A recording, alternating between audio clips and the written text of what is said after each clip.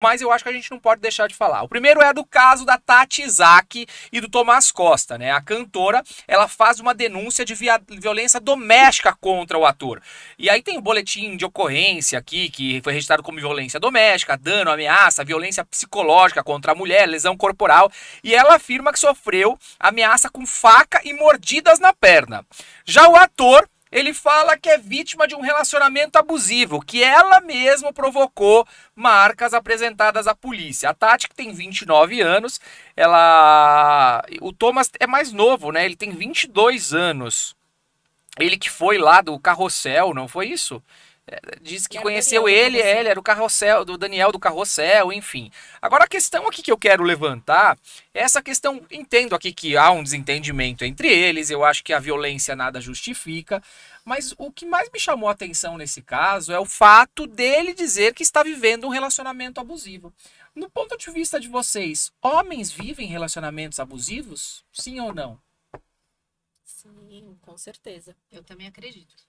Os dos dois lados, sim, né? Acho que sim. Eu também acredito que sim. Porque a gente não escuta muito, né? A gente escuta muito falar da mulher que sofreu um relacionamento abusivo e tal. No caso aqui eu não sei quem tá certo, quem tá errado, né? Aliás, não deve ter nem certo nem o errado. Mas ele relata aqui que, na verdade, aquela situação foi montada, que ela se mordeu, que ela se pegou a faca, que ela gravou um vídeo. E a gente sabe que isso acontece nos dias de hoje.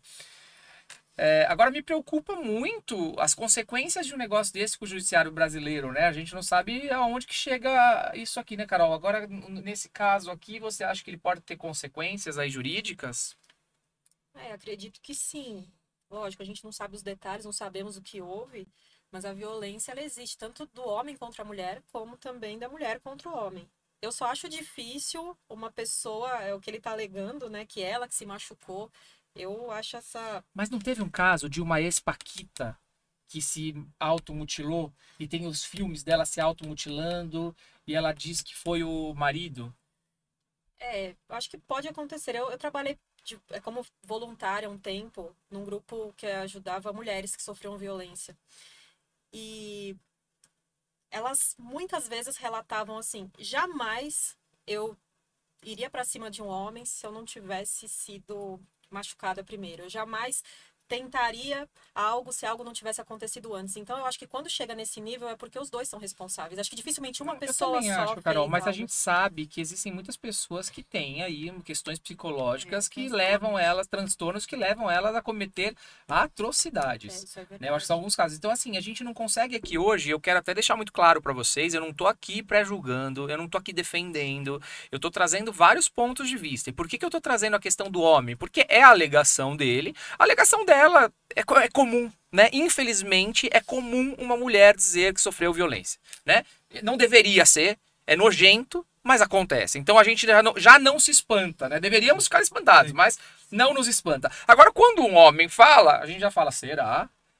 Aí espanta. Por quê? Porque não é comum. Mas eu acho que é uma realidade que a gente tem que trazer. É um comentário que eu acho que a gente deve fazer. Porque, por exemplo, eu vi um outro vídeo um dia desses de um senhor que estava preso dentro da casa. A mulher prendeu, trancou a porta, ele não podia sair. E a gente vê muitos casos disso. Até o caso da Jojo Todinho com o marido. Era um caso que no primeiro momento eu achava que ele sofria alguma questão ali de violência psicológica. Porque a Jojo, ela é muito verdadeira, ela fala, não sei o que lá. E ele tinha aquela carinha, eu falava, gente, esse homem aí deve estar sofrendo lá dentro. E depois a gente viu que a história não era essa. Mas a gente não pode pré-julgar. O que você acha com relação a essa questão da mentalidade, Fernanda? Você acha que as pessoas... por exemplo, a Carol falou que é uma ação e reação. Será que é só reação ou reação? Ou há um destempero aí? Eu acho que pode acontecer, sim, da pessoa ter um transtorno, né? Onde ela acha que é normal, de repente, se machucar para chamar atenção, ou ela precisa de alguma aprovação. Eu acredito muito, porque também como quando as pessoas vêm para se cuidar comigo, elas podem contar qualquer coisa, né? A gente não sabe o que é verdade numa sessão de terapia, ou mesmo numa mentoria individual, de casal. Eles mentem numa sessão de terapia? Pode mentir, porque quando eu faço de casal, eu atendo separado.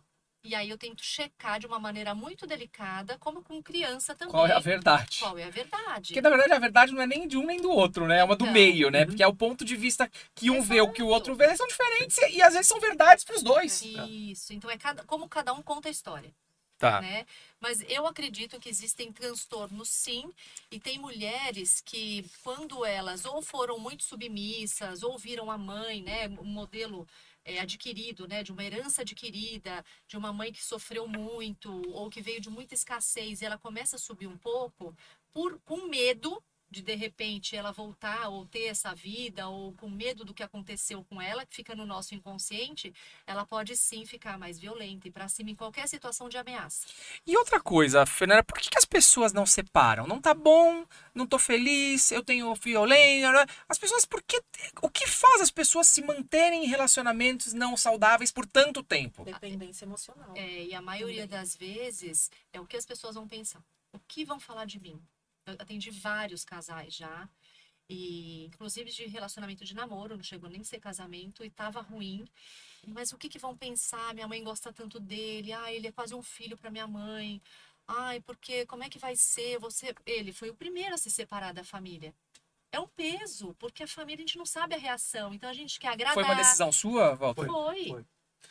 Na realidade foi Não quer uma desagradar, situação né? que, quando eu percebi que a gente não estava olhando para o mesmo ponto. Você pode ter caminhos diferentes, mas o objetivo tem que ser O mesmo. Tem que bater. E eu conversava, mas aí eu vi que, e assim, é um direito de cada um, Sim. de seguir, crescer profissionalmente.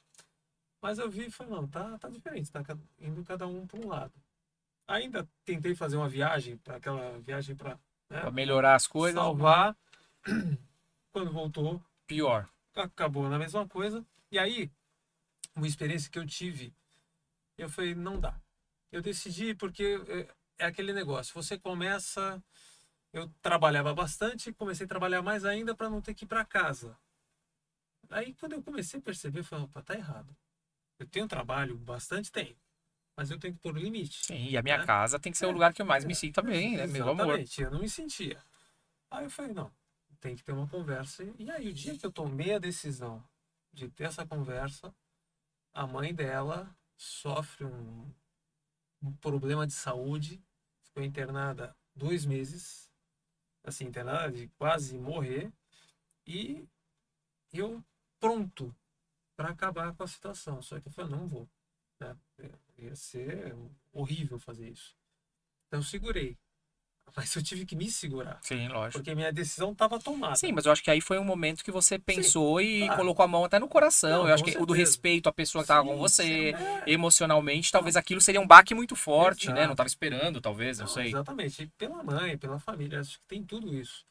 Mas eu tive que segurar, né? E não foi fácil, né? Porque eu vi a situação, o quanto era crítica, e também estava com aquela decisão tomada. Entendi. A partir do momento que a situação estabilizou, Normalizou. a mãe voltou, estava tudo bem, foi imediato. Entendi. Mas Aí, a grande maioria não tem coragem É. também, pelo medo de falta de pertencimento, Sim. né? Que a gente estuda muito isso. A gente quer ser amado, querido, desejado, estar naquele núcleo familiar.